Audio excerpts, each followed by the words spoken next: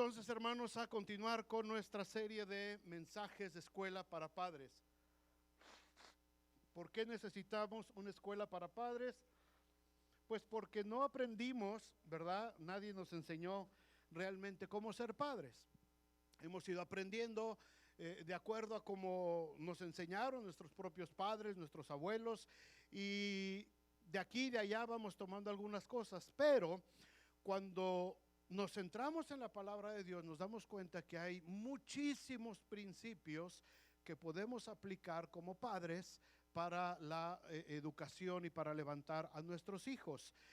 Como les he dicho, esta es la quinta serie de Escuela para Padres que les comparto en su boletín. Ahí están los enlaces para las otras series, si las quieren, alguien las quiere ver. Porque es importante que como padres tengamos estos conceptos, hermanos. El mundo no nos va a enseñar realmente cómo educar mejor a nuestros hijos, no nos va a enseñar cómo levantarlos, cómo criarlos, pero la palabra de Dios sí. Los principios de la palabra de Dios nos ayudan siempre. Hace 8 días hablaba yo acerca de los abuelos también, la parte que tienen tan importante en muchas ocasiones, en muchas familias, ¿verdad? Rosy me hizo la aclaración y me dice, a veces los abuelos son los que tienen más injerencia en la educación de los niños, ¿verdad? A veces los mismos padres de los niños no están en condiciones o por alguna causa no pueden levantar a los niños, y entonces los padres son los que tienen que entrar, los abuelos, perdón, son los que entran ahí al quite. De hecho, yo no descarto que algunos de los que estamos aquí o algunos de los que están aquí hayan sido realmente criados por sus abuelos, ¿verdad? Más directamente que por los padres. Hay mucha gente que fue criada por los abuelos. Y yo me refería a que cuando en una situación normal, cuando los papás están tratando de educar a los hijos, el abuelo tiene que reforzar la enseñanza a los padres directamente para que los padres sean los que traten directamente con los hijos o con los nietos, ¿verdad? Pero en algunas ocasiones, por supuesto que será necesario que los abuelos tomen cartas en el asunto y que los abuelos tomen cierta autoridad para poder guiar a los niños. Por supuesto que sí hay ese tipo de situaciones. Vamos entonces a la tercera sección de esta escuela para padres, hermanos, que se titula proyección. Proyección. Ahorita vamos a ver de qué se trata esta palabra de proyección y cómo podemos proyectar a nuestros hijos. Vayan conmigo al Salmo 127, Salmo 127, versículo 4. Dice, como saetas en mano del valiente o como flechas en mano del valiente, así son los hijos habidos en la juventud, como saetas en mano del valiente. Así son los hijos habidos en la juventud. Y juventud no quiere decir solamente los que fuimos papás a los 20, 22 años, porque acuérdense que Sara fue madre a los 75 años. Así es que si tienes 75 años y todavía vas a ser papá o mamá, igual, cuenta como juventud delante de Dios. Después de haber definido las 2 semanas pasadas lo que se trata acerca de la identidad y la personalidad de nuestros hijos y cómo ayudarles a desarrollarlas, viene una parte crucial en el desarrollo y una pregunta que todos los padres debemos de hacernos, y espero que todos los padres aquí se hagan esta misma pregunta. ¿Cuál va a ser el futuro de mis hijos? ¿Cuál va a ser el futuro de mis hijos? Todos los que somos padres nos hemos hecho esa pregunta. ¿Qué va a ser mi hijo? ¿A qué se va a dedicar? ¿Se va a casar? ¿No se va a casar? ¿Va a tener hijos? ¿No va a tener hijos? ¿Va a ser doctor, abogado, ingeniero? ¿Va a ser empresario? ¿Qué cosa va a ser mi hijo? ¿Cuál va a ser el futuro de mi hijo? A veces cuando están bebecitos, cuando todavía están chiquitos, todavía no pensamos mucho en eso, pero a medida que van creciendo, todos empezamos inmediatamente a hacernos esta pregunta. Y aquí es, hermanos, donde entra el saber acerca de la proyección. ¿Cómo proyectamos a nuestros hijos hacia un buen futuro? Y precisamente este versículo del Salmo 127 nos da una excelente referencia al comparar a los hijos con flechas en la mano de un hombre valiente. ¿De qué nos habla esto? Bueno, las flechas eran un arma muy usada, muy poderosa en tiempos de guerra. Ustedes han visto infinidad de películas. Antes de las armas de fuego, ¿verdad? Estaban las flechas desde miles de años atrás. Y las guerras se libraban a flechazos, ¿verdad? Llovían las flechas sobre los ejércitos enemigos y las flechas, ¡pum!, atravesaban a medio mundo y así se iban librando las batallas. Ahora, las flechas, hermanos, en estos tiempos de guerra, en el que el Salmo se está escribiendo, eran mortales las flechas. Un flechazo bien dado te terminaba. Si ustedes se acuerdan, las flechas tenían una especie como de anzuelo. La punta siempre es como anzuelo, no es lisa, sino tiene como anzuelito. Una vez que entra, ya no sale. Una vez que entra en la carne, si la tratan de sacar así a fuerza, lo más probable es que la van a quebrar y el pedazo de metal o de astilla va a quedar enterrado en la persona, provocándole eventualmente la muerte. Así es que eran armas muy peligrosas, pero tenían que ser muy bien elaboradas. La punta tenía que ser muy afilada, porque si estaba chata la punta, pues nomás te daba un golpe y te reías y te ibas corriendo. Pero cuando la punta estaba bien afilada, entonces cubría su propósito.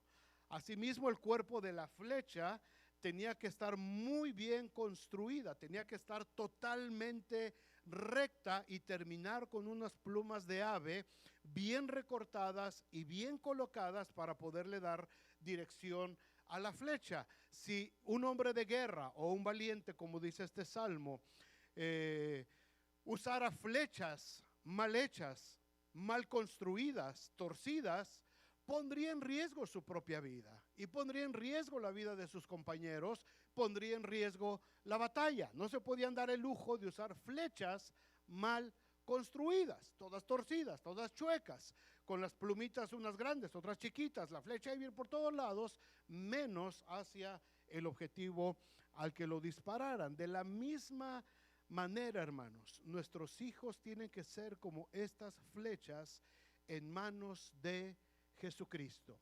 Jesucristo es el valiente, Jesucristo es el hombre poderoso, y nosotros estamos proveyéndole estas flechas para poder entrar a penetrar ese mundo de tinieblas que nuestros hijos están viviendo. Si estas flechas, hermanos, no pueden dar en su destino, si estas flechas se desvían, si estas flechas no se mantienen en su trayectoria, entonces lo más probable es que van a fracasar. Lo más probable es que la iglesia como tal, el cuerpo de Cristo, se va a debilitar. No podemos permitirnos el lujo de mandar flechas todas torcidas, todas chatas de la punta, todas mal recortadas. No podemos enviar esas flechas al campo de batalla. Recuerden que estamos en guerra espiritual. Estamos viviendo en contra de las tinieblas de este mundo y estamos orando por nuestra comunidad. Estamos orando porque Dios traiga luz en medio de las tinieblas a esta comunidad. ¿Cómo lo va a hacer? No van a venir los ángeles. Tiene que ser la iglesia. Y nosotros como padres, como iglesia, tenemos la responsabilidad delante de Dios de construir flechas derechitas, bien afiladas, bien encaminadas para que puedan llegar a su destino. Por eso el programa de Aguana, por eso invertimos tanto en el ministerio de los niños, por eso tenemos maestros en este momento instruyendo niños, por eso queremos que los jovencitos vengan, porque los tenemos que dejar bien derechitos a todos para que cuando venga el tiempo de guerra espiritual, el Señor Jesús pueda agarrarlos a cualquiera de ellos y puedan llegar a su meta y puedan cumplir su objetivo. ¿Cuántos dicen amén?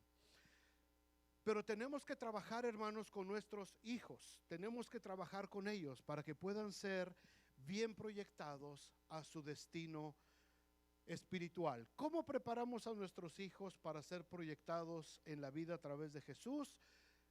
Encuentro 3 consejos a lo largo de la palabra de Dios y a lo largo de estudios. Hay mucho material, hermanos, los que gusten meterse, indagar en Google, Hay mucho material acerca de cómo ayudar a nuestros hijos a salir adelante. Hay muchos artículos de muchos países acerca de esto, porque parece ser que es algo que la gente le urge, ¿verdad? A los estudiosos, a los psicólogos, a los sociólogos, parece que es algo que les interesa mucho que los chicos puedan ser bien proyectados. Me leí muchos de estos artículos de psicología, de sociología, de marketing, de muchas cosas, y yo ya se los doy aquí diluido, ¿verdad? Ya les selecciono más o menos lo que es. Solamente tengan cuidado, si van a entrar a buscar de ese tipo de cosas, pongan, prendan su filtro de la palabra de Dios, filtren con la palabra de Dios, porque en todos esos estudios está también metida de alguna manera las ideologías de este mundo, de las corrientes de este mundo. Así es que filtremos todo delante de la palabra de Dios, todo lo bueno, todo lo amable, todo lo justo, todo lo honesto, todo lo puro, si hay virtud alguna, en esto pensad. ¿En dónde está ese versículo? Sí existe, ¿verdad? ¿Cuál es? Le doy un dulce al que me diga. ¿Dónde está esa cita? Filipenses, ya va cerquita, medio dulce. Bueno, búsquenlo y me lo dicen ahorita, cuando ya lo encuentren me lo dicen para que me lo pongan allá en la pantalla. Pero ese es un filtro precioso, hermanos. Ese es un filtro precioso. Cuando vemos algo, cuando analizamos, cuando leemos algo, información para nuestros hijos, información para nuestra familia, filtrenlo siempre. Filtrenlo, porque también hay muchas cosas que no aplican en la vida cristiana y es bueno que sepamos de qué se trata. Así es que de todo eso, hermanos, saqué tres consejos para poder proyectar de manera correcta la vida de nuestros hijos. Y el primer consejo es que tu hijo no tiene que ser quien tú no pudiste ser. Tu hijo no tiene que ser quien tú no pudiste ser. Desde pequeños empezamos a inculcar en nuestros hijos nuestros propios gustos.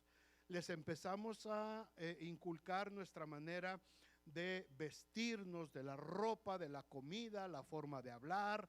Muchas de las cosas que a nosotros nos gustan se las vamos enseñando y los chicos van creciendo de esa manera. Se van empezando a vestir de acuerdo a como nosotros les fuimos inculcando que se vistieran. Empiezan a comer las cosas que a nosotros nos gustan, ¿verdad? Nuestros hijos, aunque sean ciudadanos americanos, American citizens, les gustan los tacos de tripa y de lengua. ¿Por qué? Porque nosotros les enseñamos a comer ese tipo de cosas. Nosotros les enseñamos cierta cultura, ¿verdad? Aunque sean americanos y todo eso, a veces se visten con ropa típica. ¿Por qué? Mexicana o de otro lado. ¿Por qué? Porque nosotros les enseñamos desde chiquitos, ¿verdad? Les comprábamos sus botitas curiositas y su sombrerito y su cintito y ahí venía, ¿verdad? El norteñito desde chiquitito. Y es gabacho, es americano, ¿verdad? Pero nosotros le fuimos poniendo nuestras propias preferencias de la manera como nosotros crecimos. No tiene nada de malo esto, no hay nada de malo, ¿verdad? Si lo vestimos como nosotros nos vestíamos allá en el Rancho Grande y todo eso, no pasa nada, no tiene nada de malo. Algunas de estas cosas son muy buenas enseñarlas, como por ejemplo nuestra lengua materna. Hermanos, que nuestros hijos, por favor, no pierdan su español. No sé cuántas veces he repetido en 10 años esto aquí, pero es muy importante. Si tenemos la bendición nosotros de tener un segundo idioma, hermanos, que nuestros hijos no pierdan ese segundo idioma. Ellos tienen que saber la lengua materna, obviamente sin groserías, por favor, porque a veces lo primero que le enseñan a los niños son las groserías en español. No, enseñémosles un buen español, que tengan una correcta pronunciación, que escriban, que lo entiendan, porque eso les va a abrir las puertas. Esa es una manera excelente de empezarlos a proyectar. Dentro de 20 años, cuando nuestros hijos chiquitos, todos los Puggles ahorita ya sean profesionistas, ellos van a tener mucho más oportunidades si son totalmente bilingües que los que solamente hablen inglés, ¿verdad? A veces se sienten intimidados y quisieran solamente hablar inglés, y a veces como que les da vergüenza el español. porque nosotros les hemos quizás enseñado que el español o nuestro idioma es algo de lo que se tiene que avergonzar. No, hermanos, que se sientan orgullosos. Qué bendición poder tener doble idioma. Así es que muchas de estas cosas, hermanos, las van a aprender de nosotros en su infancia y se van a convertir en herramientas muy útiles para el resto de sus vidas. No sé si han visto, pero ahorita en este tiempo, los americanos, los güeritos, los norteamericanos, los anglosajones, ¿verdad? Para que no me digan, ¿y yo qué soy? Ok, los anglosajones, están locos por el Tajín. ¿Sí han visto eso? Por el chilito ese. Descubrieron el Tajín y hay miles de videos de americanos locos por el Tajín. Bueno, mi consuegra, la mamá de JP, de mi yerno, por supuesto, pues ellos no conocían, de Tennessee, mano, sureños de Tennessee. Y cuando mi hija, en su cultura, ella agarraba su naranjita y le echaba su tajincito. Y su suegra le decía, "What's that?" "Oh, es tajín." "What's tajín?" "¿Quieres probar?" Y le echó. Oye, mano, hoy a todo le echa tajín la hermana Mozart. En su bolsa trae su tajín. Todo lo que le dé saca su tajín. Nosotros sacamos, no, hermana, eso no lleva tajín. Ella le quiere echar a todo.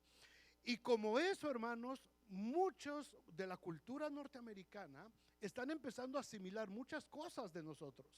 Están empezando a asimilar muchas cosas de lo que para nosotros pues es de toda la vida. Ellos lo están empezando a descubrir. El guacamole no tiene muchos años que el guacamole se empezó a hacer famoso, sobre todo en el Super Bowl, ¿verdad? Y ahorita vienen cientos y cientos de camiones cargados de aguacates de Michoacán porque viene el Super Bowl en febrero y se están preparando todos los mercados. Es más, en los anuncios del Super Bowl ya se anuncia el aguacate. ¿Cuándo se había visto eso? La cultura americana está absorbiendo mucho de lo nuestro, así es que muchas de las cosas con las que crecimos, hermanos, nosotros se las tenemos que dar también a nuestros hijos porque van a ser herramientas que les van a servir el resto de su vida. Sin embargo, hay algo que puede ser muy peligroso en este proceso. Debemos de ser muy cuidadosos de no querer traspasar nuestros propios sueños y frustraciones a nuestros hijos. Les vamos a enseñar a usar botitas y al tajín y les vamos a enseñar a comer tripa dorada y tripa no dorada y lengua y barbacoa y todo eso.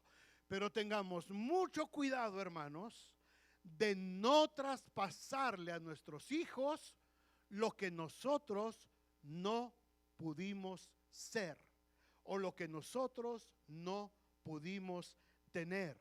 Muchos padres cometen el grave error de querer que sus hijos vivan las vidas que ellos no pudieron vivir por las circunstancias que les hayan tocado.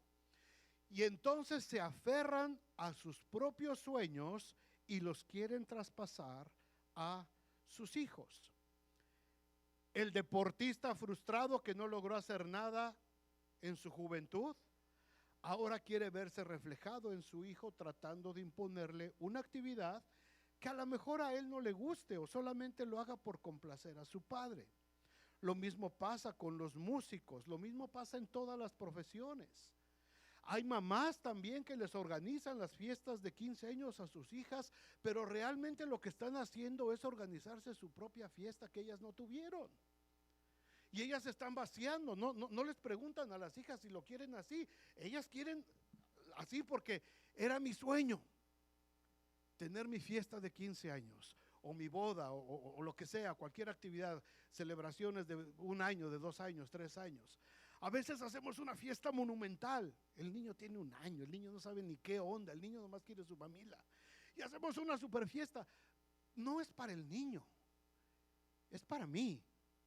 Es para saciar algo que quizás yo no tuve en el pasado, que quizás a mí me hubiera gustado que me hicieran mis padres y no lo tuve, y ahora lo reflejo entonces en mis hijos. Cuidado, hermanos, de querer traspasar nuestra vida a nuestros hijos. Hay muchas actividades que cuando nuestros hijos crecen, cuando mucha gente crece, se dan cuenta que vivieron las vidas de sus padres, no las de ellos. Hay mucha gente que vive ya de adulta con una tremenda frustración porque se dan cuenta que vivieron solamente para satisfacer los sueños y deseos de sus padres y realmente no están contentos con las vidas que vivieron. Y este es un problema muy frecuente, muy frecuente. Es causa de consulta en la psicología en todo el mundo. Gente frustrada porque mi papá me hizo que yo viviera la vida de él, no lo que yo quería. No me preguntó lo que yo quería.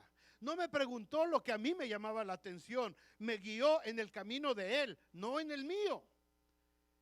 Este es un error tremendo, hermanos, y es una flecha rota en las manos de nosotros. Mucha gente ha terminado carreras completas universitarias, pero no las ejercen, porque no era lo que ellos querían ser. Solamente lo hicieron para cumplir el sueño de sus padres. Es que yo quería tener un abogado en la familia. Pues sí, tu hijo es abogado, pero trabaja en Burger King. ¿Por qué? Porque él no quería ser abogado. Él quería ser dueño de una franquicia de Burger King. ¿Me entiendes? Solo la importancia, hermanos, de entender esto, de entender lo que la Biblia dice, lo que hemos estado repitiendo en estas escuelas para padres de Proverbios 22:6.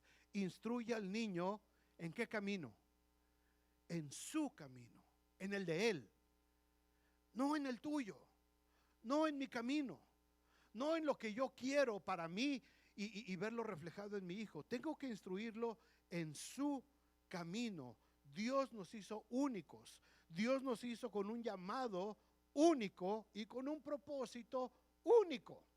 No tenemos que ser iguales a nadie. Inclusive en el ministerio, hermanos, conozco muchos pastores que se frustran porque sus hijos no quisieron ser pastores. Muchos pastores que tuvieron hijos y ya daban por sentado que cuando ellos se jubilaran o crecieran, su hijo iba a tomar el pastorado en la iglesia. Y se frustran y se enojan y se molestan porque su hijo no le interesó ser pastor. ¿Por qué? Porque no es su llamado. Porque Dios no lo llamó para eso. El llamado es único y no se traspasa ni es hereditario. Y conozco también muchos pastores que son pastores no por convicción, sino porque sus papás los obligaron prácticamente a ser pastores. Y les platicaría de ejemplos aquí. Y es triste ver cuando los pastores están sirviendo con frustración, no con una convicción, no con un llamado, sino por una obligación impuesta por sus padres. Hermanos, lo mismo pasa en la iglesia. Por eso el consejo que Pablo le da a los corintios aplica para nuestras familias, aplica para nuestros hijos, para proyectarlos de una manera correcta. Primera de Corintios 12:4 dice: ahora bien, hay diversidad de dones, pero el Espíritu es el mismo. Hay diversidad de ministerios, pero el Señor es el mismo. Hay diversidad de operaciones, pero Dios que hace todas las cosas en todos es el mismo. Pero a cada uno le es dada la manifestación del Espíritu para provecho. Porque a uno le es dado el Espíritu palabra de sabiduría, a otro palabra de ciencia según el mismo Espíritu, a otro fe por el mismo Espíritu, a otro dones de sanidades por el mismo Espíritu, a otro el hacer milagros, a otro profecía, a otro discernimiento de espíritus, a otro diversos géneros de lenguas, a otro interpretación de lenguas. Pero todas estas cosas las hace uno y el mismo Espíritu, repartiendo a cada uno, y esa palabra es muy importante, repartiendo a cada uno ¿en qué? En particular, como Él quiere. No repite. En particular a cada uno. De eso se trata, hermanos, proyectar a nuestros hijos. Tengo que proyectarlos en lo que el Señor en particular quiere para él, para ella. No en mis sueños, no en mis frustraciones, no en lo que yo no pude ser y quiero que mi hijo sea. Tengo que buscar la dirección de Dios para ver qué es lo que Dios quiere. ¿Cómo quiere esta flecha que tengo en mis manos? ¿Dónde la quiere usar el Señor?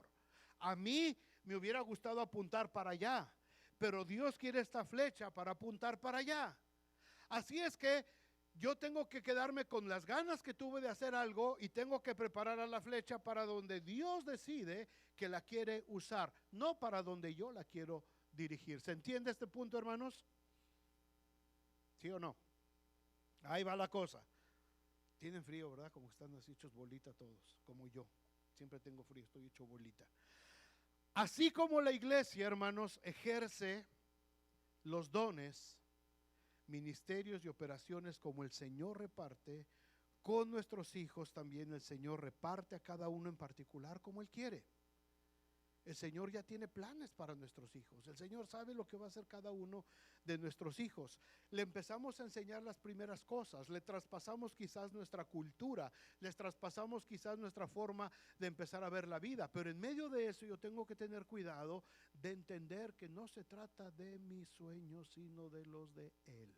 Es su camino, es su camino, y tengo que estar alerta viendo cómo puedo guiarle en su camino. A eso viene entonces el segundo consejo de esta tarde. Déjalo que viva el presente, pero que proyecte su futuro. Déjalo que viva su presente. Déjalo que viva el presente. Hay padres tan preocupados por el futuro de sus hijos que les impiden disfrutar su presente. Están tan enfocados en lo que van a estudiar o a trabajar que les privan de experiencias propias de su edad y que serán fundamentales para que puedan tener un desarrollo social y emocional equilibrado. ¿De qué te sirve tener un hijo graduado de médico cirujano con especialidad cardiovascular a los 20 años y se privó de todas las cosas de su adolescencia y de su juventud? ¿De qué nos sirve si no tuvieron tiempo ellos de ser lo que cada etapa de la vida trae para ellos? Hermanos, cada parte de nuestra vida, cada etapa que nuestros hijos van viviendo es muy importante para su desarrollo social, para su desarrollo emocional y, por supuesto, cuando hablamos del pueblo de Dios, para el desarrollo espiritual. Me gusta mucho la parte de la historia de David. ¿Se acuerdan cuando David era muchacho y dice el primer libro de Samuel que fue ungido? El segundo libro de Samuel fue ungido. ¿Se acuerdan de esa historia de David? Llegó el profeta Samuel a la casa de Isaí de Belén, le presentaron a todos los hijos, unos grandotes, bonitos, grandes, guapísimos los chavos, fuertes, hombres de guerra. Y los va viendo el profeta Samuel, le dice, no, el Señor le decía, no, este no es, y este está bueno, no, este no es tampoco. Señor, mira, este señor está bien dado para acá, no, tampoco es ese. Y cansado el profeta le dice a Isaí, oye, ya son todos tus hijos porque ninguno de estos me sirve, man. Son flechas muy suaves, pero ninguna de estas es. Ah, sí, pues está el chamaquito, está el muchacho, pero está ocupado allá, él no cuenta, él está ahorita cuidando los borregos. Pues mándalo a traer porque hasta que no llegue él no vamos a cenar aquí. Y mandaron traer a David y llegó David todo sudado, todo el chamaco, todo ahí. ¿Y qué onda? ¿Qué pasó? ¿De qué se trata? Y cuando lo ve Samuel, Dios le dice, este es. Era un niño, 10, 12 años quizás. Y Samuel simbólicamente derrama su aceite sobre la cabeza de este niño y lo unge como rey de Israel. Sin embargo, 10, 12 años tenía David, pero en ese momento no fue rey. En ese momento él siguió viviendo su tiempo presente, siguió cuidando las ovejas de su padre, siguió siendo el mandadero, es el que llevaba el pan y el queso para que sus hermanos que estaban en el ejército pudieran comer. Él era el que llevaba el lonche cuando se enteró de lo de Goliat. Pero él era un niño todavía, él era un jovencito, pero ya había sido apartado con un propósito. Y dice 2 de Samuel 5:4, era David de 30 años cuando comenzó a reinar y reinó 40 años. Lo ungen de jovencito, 10, 12 años su propósito, pero Dios permitió que él siguiera viviendo todo su presente y hasta los 30 años, quizás 20 años después, es que se cumple el propósito de David. No podemos adelantar, hermanos, el propósito de nuestros hijos. Ellos tienen que vivir el tiempo en el que ellos están disfrutando, que están viviendo. Lo mismo le pasó a Timoteo, como dice Pablo. Desde niño fue criado en las Escrituras, tanto por su madre como por su abuelita. Lo fueron proyectando en cada etapa de su vida hasta que llegó a ser un líder de gran importancia en la iglesia de Éfeso. ¿Cómo podemos ayudar a nuestros hijos a que vivan su presente? Su presente sin perder de vista su proyección a futuro. Déjenme decirles rápido 3 cosas que podemos hacer. La primera, reforcemos siempre lo positivo, hermanos. Reforcemos lo positivo en nuestros hijos. Sin duda hay muchas cosas que nuestros hijos hacen mal. ¿Cuántos saben que sus hijos a veces hacen cosas malas? ¿No? ¿Todos creen que sus hijos son puros, buenos y santos? Sorpresa que se van a llevar un día de estos. Todos hacen cosas malas, todos hacen travesuras desde chiquititos, ¿verdad? Todos hacen a veces, ay, lo digo, no lo digo. Bueno, chicos, ciérrense los oídos tantito. ¿Ustedes creen que los chicos no copian a veces en la escuela? No, mijo, no. ¿Y tú copiabas? Bueno, ya, pero eran otros tiempos. Todos hacemos cosas así. Todos tenemos cosas buenas, cosas malas. Así es que los chicos tienen cosas buenas y cosas malas también.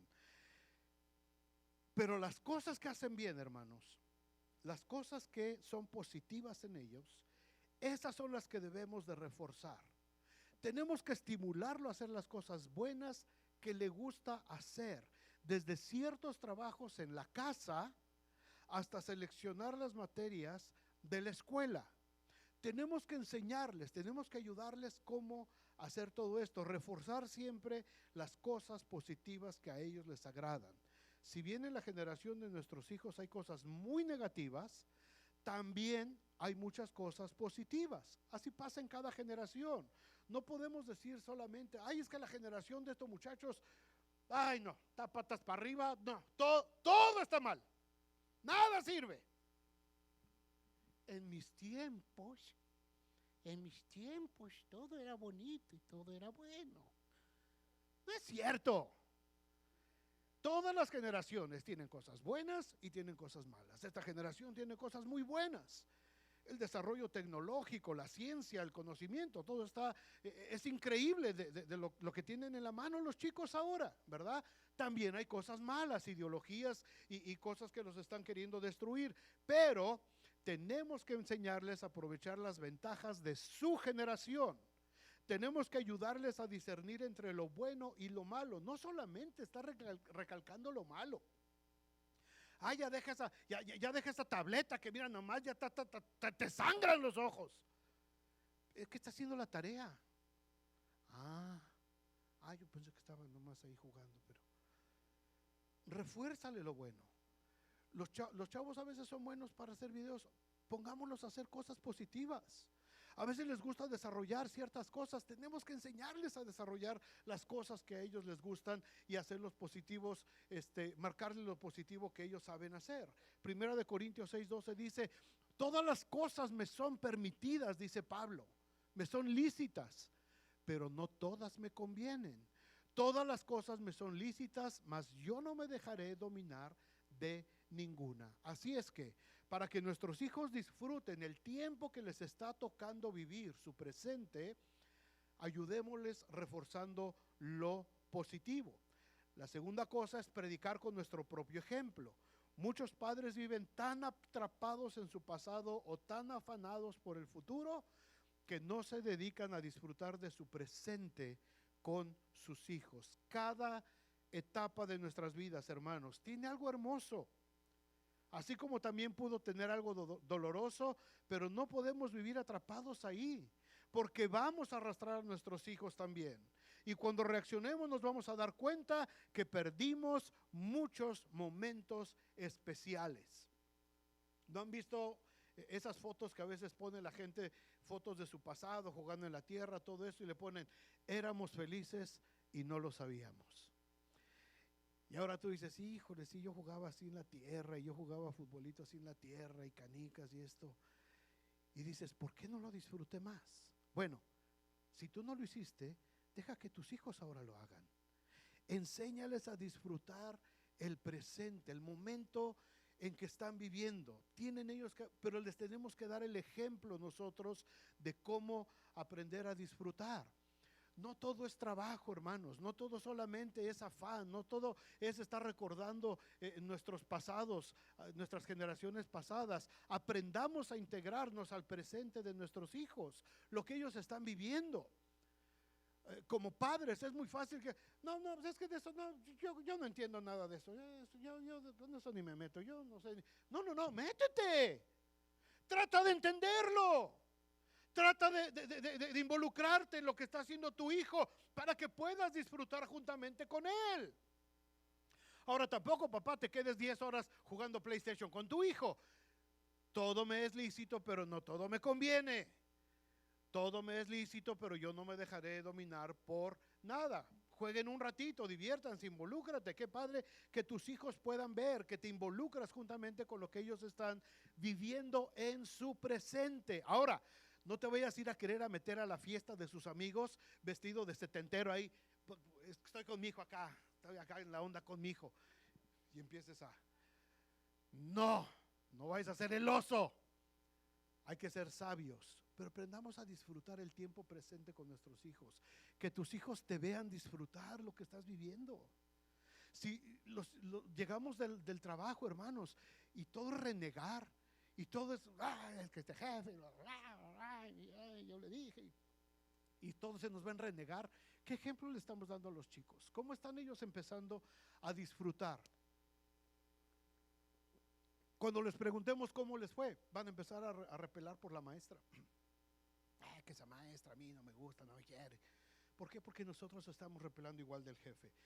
Aprendamos y recordemos lo que dice Eclesiastés 3:11. Todo lo hizo hermoso en su tiempo. Todo lo hizo hermoso en su tiempo. Dígalo conmigo. Todo lo hizo hermoso en su tiempo. ¿Es hermoso este mes de enero del 2023? Sí. ¿Por qué? Porque Dios lo hizo. No, pero es que el enero de 1976, no, era mucho mejor con los Bee Gees y con... No, esto es hermoso. Aprendamos a disfrutar este tiempo. Qué bueno que tengamos recuerdos agradables, pero disfrutemos del tiempo presente. Todo lo hizo hermoso en su tiempo y puso eternidad en el corazón de ellos sin que alcance el hombre a entender la obra que ha hecho Dios desde el principio hasta el fin. Tenemos que enseñarles a disfrutar, aprender a vivir con la bendición de Dios cada etapa de sus vidas. Algunas van a ser difíciles, pero aún en esos momentos valorarán el hecho de estar juntos y de pasarlos tomados de la mano de Dios. El tercer consejo para ayudarles a vivir su presente: aprendamos, hermanos, a escuchar activamente. ¿Están despiertos todavía? Escuchen esto atentamente. Tenemos que aprender a escuchar activamente a nuestros hijos. ¿Qué significa eso? No solamente escuchar lo que me están diciendo en mi oído. Tengo que aprender a discernir la emoción detrás de lo que mi hijo me está diciendo. Y esto, hermanos, aquí es donde fallamos la mayoría de los padres. Viene nuestro hijo y nos platica algo y lo oímos. Y la mamá está lavando los platos con la televisión prendida, todo. Ajá. ¿Y qué le dijiste? No, pues, ¿y qué te dijo? ¿Y qué le dijiste? ¿Y luego dónde fueron? Ok. Hasta que el niño le dice, ok, ma, gracias, luego te sigo contando. Y se van. Porque según nosotros lo estamos oyendo, pero no. Lo que nuestro hijo está queriendo es que escuchemos el sentimiento que tiene. Quizás lo que nos está platicando se nos hace en nosotros muy banal, muy sin importancia, algo que carece de importancia para nosotros. Fue una situación, un chismecito que pasó con una amiguita en la escuela, con un amiguito. Pero resulta que detrás de eso, hermanos, hay una emoción quizás. Hay un sentimiento a lo mejor de culpa, de frustración, de dolor, de engaño, de traición, no sé. Algo hay atrás de esa plática. Y los padres no sabemos escuchar activamente a nuestros hijos. Y a veces damos por sentado cuando los hijos empiezan a crecer y empiezan en la adolescencia. Ojo, cuando empiezan en la adolescencia, 10, 12 años, cuando ya se empiezan a sentir atraídos por el sexo opuesto, ellos empiezan ahí y a veces te platican así como queriendo que les oigas lo que ellos están pasando en su corazón. Pero lo único que escuchamos es el chisme. ¿Y tiene buena familia? ¿Y a qué se dedica su papá? ¿Y qué se? No te está hablando no te está hablando de que se va a casar. Te está hablando de que está empezando a desarrollar un sentimiento, una emoción que no conoce y que no sabe cómo desarrollarla y que no sabe cómo interpretarla y que no sabe cómo manejarla, y necesita a su papá, necesita a su mamá que le ayude a entender lo que está sintiendo, lo que está pasando. No te está diciendo que ya se va a casar. Tú ya estás preguntando, ¿y tienen casas? ¿Y tienen propiedades? ¿Y sabes de cuánto es la herencia? No está hablando de eso, está hablando de sentimientos, de emociones. En la escuela los chicos desde chiquitos, cuando entran a la escuela, empiezan a enfrentar temores, empiezan a enfrentar miedo. Hay niños, niñas que les hacen la vida imposible. Y cuando te lo platican desde chiquitos, tú tienes que detectar: mi hijo me está platicando esto, pero detrás de esa plática hay miedo en su corazón.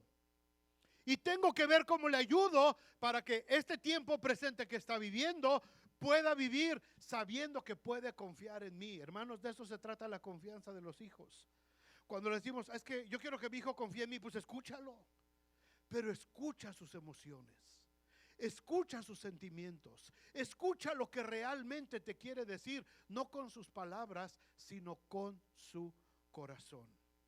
Escuchar activamente. Y por último, hermanos, el último consejo para proyectar de una manera correcta a nuestros hijos hacia el futuro es quizás el más difícil para muchos padres. Tenemos que proyectar el camino hacia el futuro de la educación. De la educación. Muchos padres se han abierto camino en la vida sin un título universitario. Muchos apenas terminando la primaria empezaron a trabajar. Y así han seguido durante toda su vida. Pero cada generación que avanzamos, hermanos, va demandando más gente preparada y al mismo tiempo se dan mejores oportunidades para que los muchachos puedan estudiar una carrera profesional. Ahora relativamente es más fácil que a lo mejor cuando nosotros crecimos. Recuerden que como padres cristianos, hermanos, nosotros no les estamos inculcando la idea de hacerse ricos de manera egoísta. Les inculcamos ser profesionales que vivan para servir, que vivan para honrar a Cristo. Las cosas materiales vendrán por añadidura, pero nunca van a ser la prioridad en sus estudios. Y esto se lo tenemos que enseñar y se los tenemos que decir. La Biblia no condena la educación, al contrario, la alienta. Por eso sabemos que Moisés, como dice Hechos 7:22, fue enseñado Moisés en toda la sabiduría de los egipcios y era poderoso en sus palabras y en sus obras. Moisés era un hombre muy preparado en toda la ciencia de los egipcios, una de las más grandes civilizaciones del mundo antiguo. Moisés estaba preparado, creció en el palacio de Faraón. También se acuerdan que habla de Daniel y de sus amigos. En Daniel capítulo 1 versículo 3 dice: y dijo el rey a Aspenaz, jefe de los eunucos, que trajese de los hijos de Israel del linaje real de los príncipes, muchachos en quien no hubiese tacha alguna, de buen parecer, enseñados en toda sabiduría, sabios en ciencia y de buen entendimiento, e idóneos para estar en el palacio del rey, y que les enseñase las letras y la lengua de los caldeos. Es decir, tanto Daniel como Sadrach, Mesach y Abednego, ellos tenían una preparación académica especial dentro de su nación, dentro de Israel. Era gente preparada, era gente capacitada, se habían criado a los pies de los mejores maestros de la época. En este tiempo para nosotros sería gente con maestría, con doctorado, la que se mandó pedir para cubrir esos puestos. Isaías también era un hombre que tenía un alto nivel de educación, Esdras también, Pablo también, Apolos, el gran predicador, también.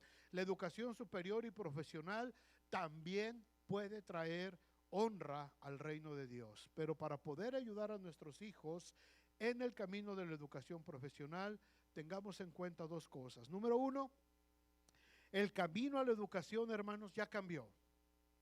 Ya cambió y es muy diferente de lo que fue para nosotros. La educación de hoy no tiene nada que ver casi con lo que nosotros nos tocó estudiar. Las escuelas de hoy son muy diferentes a las que nosotros asistimos, sobre todo las escuelas aquí en Estados Unidos, pero también los sistemas de enseñanza y aprendizaje han cambiado totalmente. Los que estudiamos en México, por ejemplo, ustedes son muy chavalos, pero los que estudiamos la primaria en los años 60, santo, dijeron por ahí, 70s, todavía en los 80s, en el plan de escuela elemental, primaria, el plan de estudios era demasiado extenso, hermanos. ¿Por qué?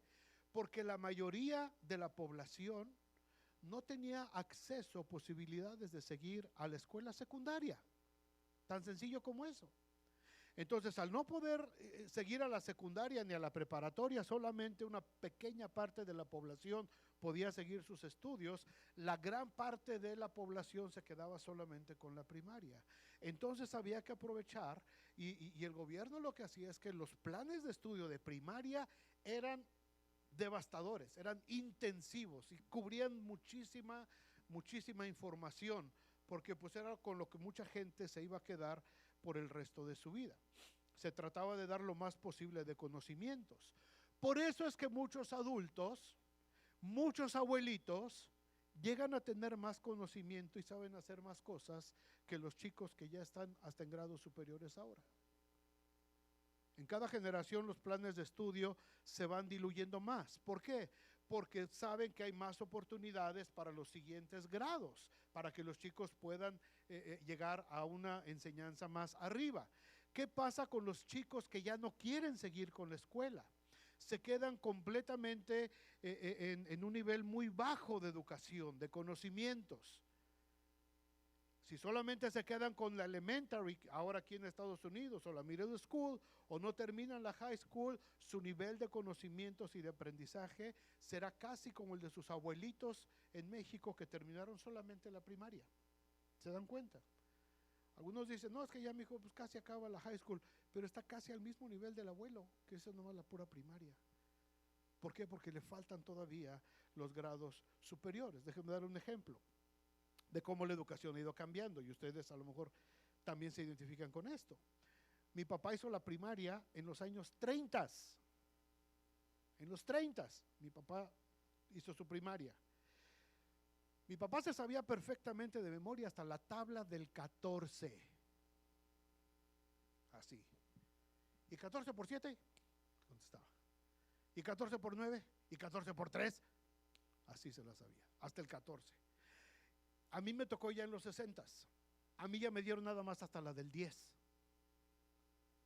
De la 10 para abajo, pregúntame lo que quieras. Pero no me preguntes ni de la del 11, ni de 12, 13, 14. Esas ya no me tocaron a mí. ¿Se dan cuenta? Fue bajando la cosa. Ahora yo no sé siquiera si les enseñan las tablas de multiplicar, si se las tienen que memorizar.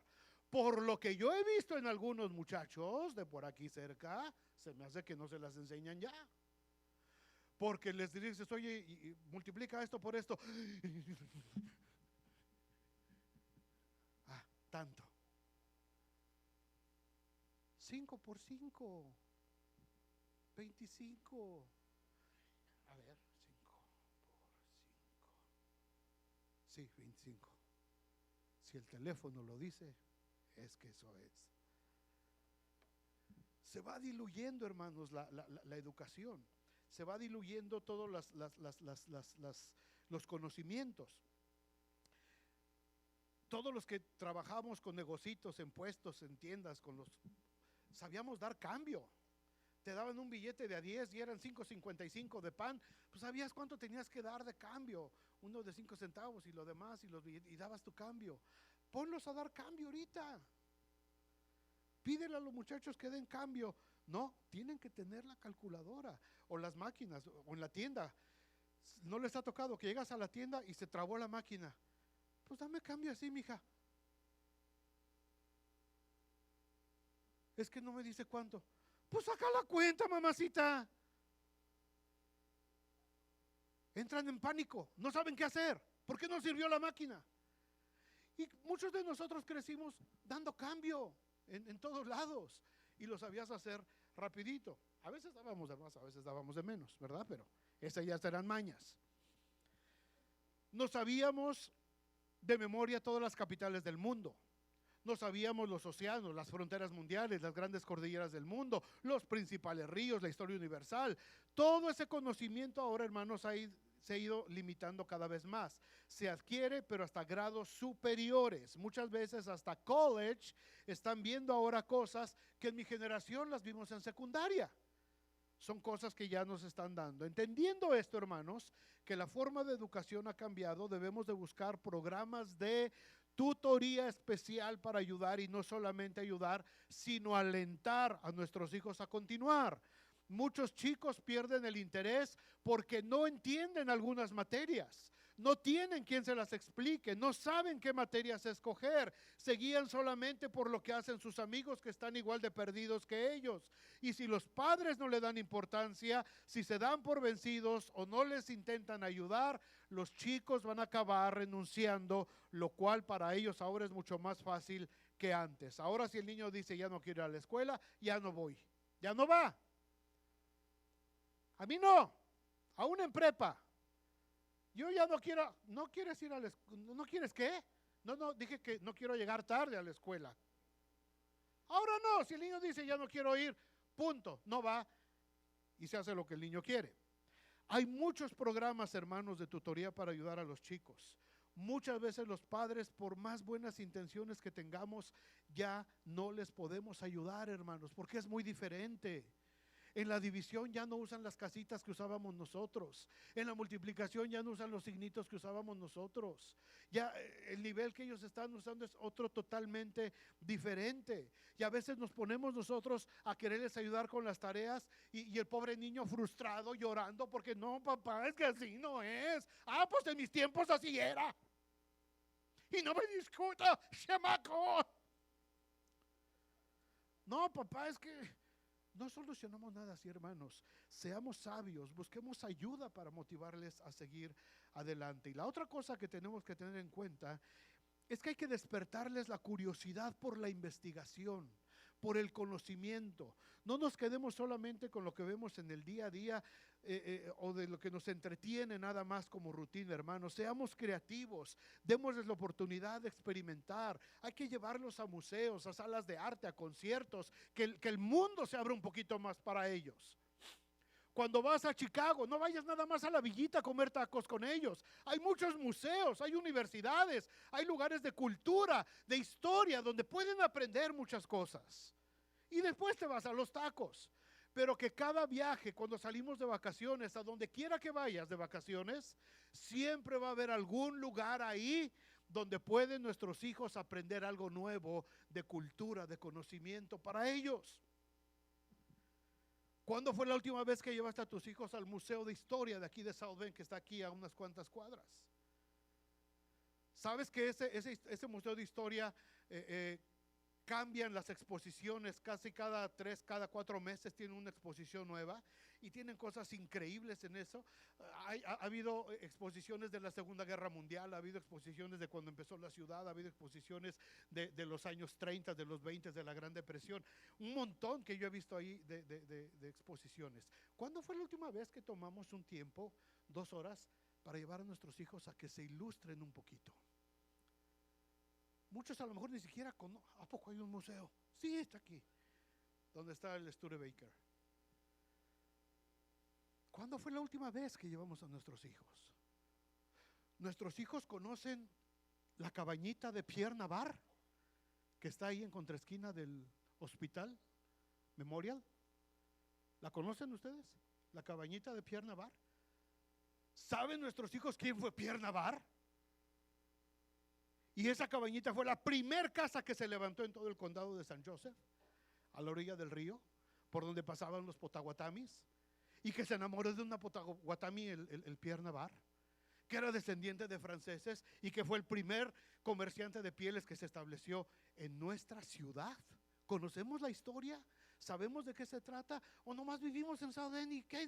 No, pues en South Bend nomás hay chocolates. No, hay mucho más que chocolates. Hay mucha historia en nuestra ciudad. ¿Sabías que nuestra ciudad era paso de los que venían del sur, los esclavos en los años 20, 30, que lograban su libertad y se escapaban de sus amos del sur y se iban para Nueva York y tenían que pasar por los trenes? Y nuestra ciudad tiene una red de túneles donde se escondían a todas esas personas en esos tiempos. ¿Sabías que aquí abajo en nuestro basement tiene una entrada a uno de esos túneles? Hay mucho que conocer, hay mucho que saber, hermanos. Hay mucha historia, hay mucho conocimiento disponible para nosotros.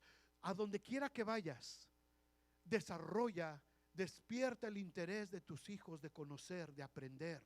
No solamente vamos al parque acuático, está bien, ve a divertirte, pero busca qué cosa hay de interés, cuál es el punto histórico, un lugar donde tus hijos puedan aprender algo que amplíe su conocimiento, que amplíe también su visión de futuro. A lo mejor en uno de esos lugarcitos él encuentra el propósito para su vida. En cada ciudad a donde vayamos, hermanos, hay algo. Recuerden lo que dijo Salomón por último.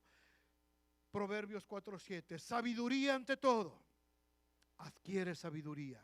Y sobre todas las posesiones, adquiere inteligencia. Engrandécela y ella te engrandecerá. Ella te honrará cuando tú le hayas abrazado. Adorno de gracia será a tu cabeza, como corona de hermosura te entregará. Qué agradable es platicar con chicos que tienen sabiduría, con muchachos con los que puedes hablar y les preguntas y saben y tienen conocimiento. Y qué triste es platicar con muchachos que solamente saben de Instagram y de TikTok. Es triste, de veras, hermanos, es triste. A mucha gente le causa gracia, a mí me da mucha tristeza. Y es padrísimo tratar de platicar con jóvenes, con muchachos, y empiezas a hablar de algún tema, de política, de historia, de geografía, de lo que quieras, y te lo saben decir, y lo conocen y saben, sí, porque aquí para acá, o hasta te corrigen, no, pastor, así no fue, fue así, así. Wow, eso da gusto. Esa es corona de hermosura en nuestros hijos. Proyectar a nuestros hijos, hermanos, hacia el futuro no es fácil, requiere de mucho esfuerzo. Hay que romper rutinas, moldes que traemos, escucharles, de interesarnos activamente por ellos. No la tienen fácil y cada nueva generación que va llegando será más difícil porque la brecha generacional se va haciendo cada vez más profunda y el futuro de ellos no lo podemos arriesgar solamente por comodidad o por no saber cómo hacerlo. Hermanos, cierro con esto. Ya no es suficiente con decirle a nuestros hijos, es que yo me mato todos los días para que no te falte nada. Ese argumento ya no vale. Ese argumento ya no cuenta. Si alguien lo tiene en su diccionario, bórrelo por favor. Eso ya no cuenta, ya no sirve en este tiempo. Decirles que yo me mato todos los días para que no te falte nada, no. Le sirvió a nuestros padres con nosotros quizás, a nuestros abuelos les sirvió. Pero para los chicos de esta generación nueva, hermanos, que están llegando, ya no funciona decirles eso. Los tiempos requieren de un compromiso mayor de los padres cada vez. Padres más involucrados con ellos, aprender a no despilfarrar el dinero en cosas que no tienen la mayor importancia, sino de invertir para que ellos puedan tener una educación de calidad cuando llegue el tiempo de ir a la universidad.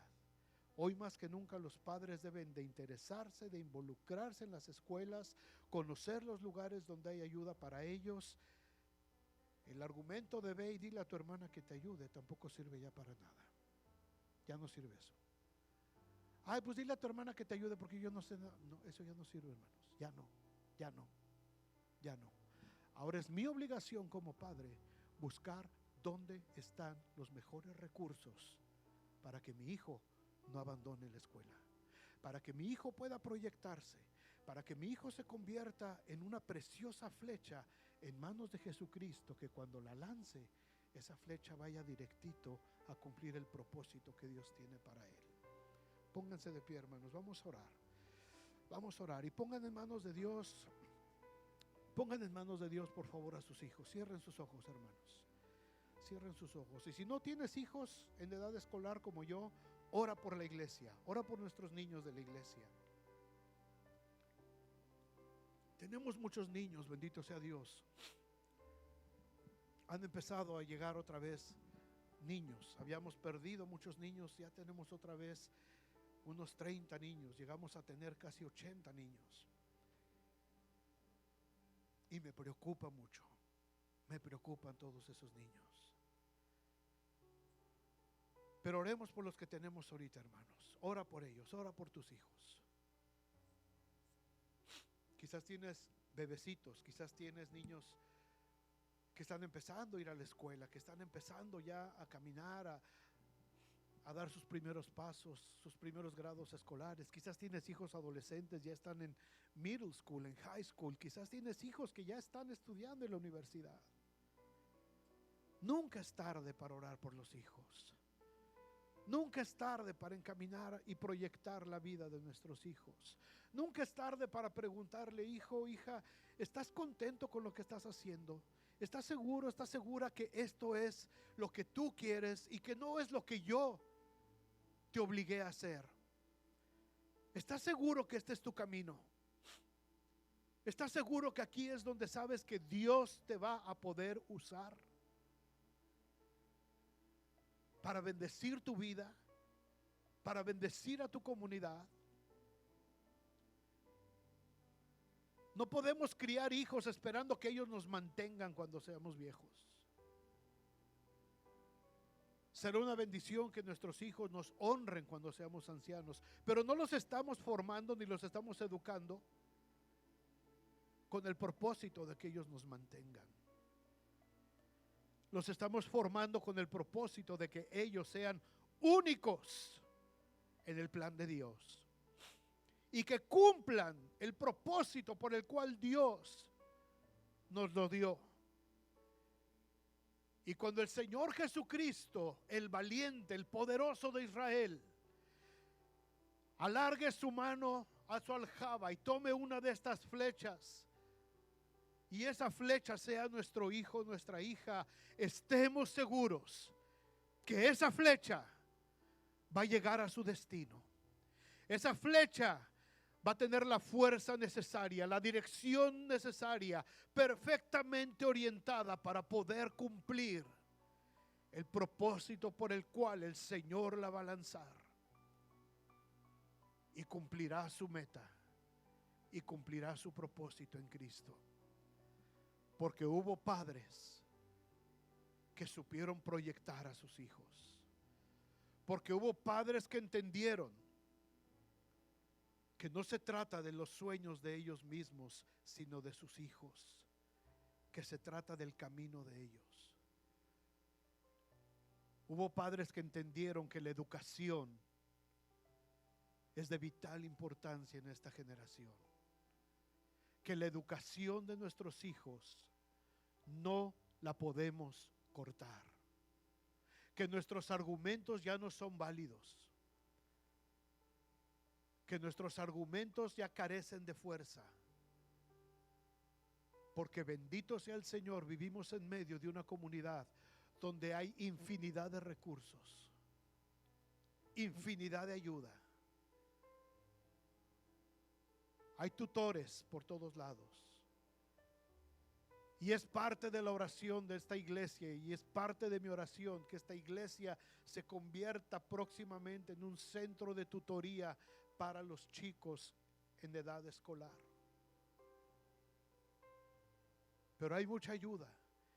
Hay centros comunitarios, están las bibliotecas, están las escuelas, programas after school. Hay muchos programas, pero muchas veces por nuestra pereza, por nuestra apatía, por nuestra falta de interés, es más fácil dejar que los chicos abandonen su preparación.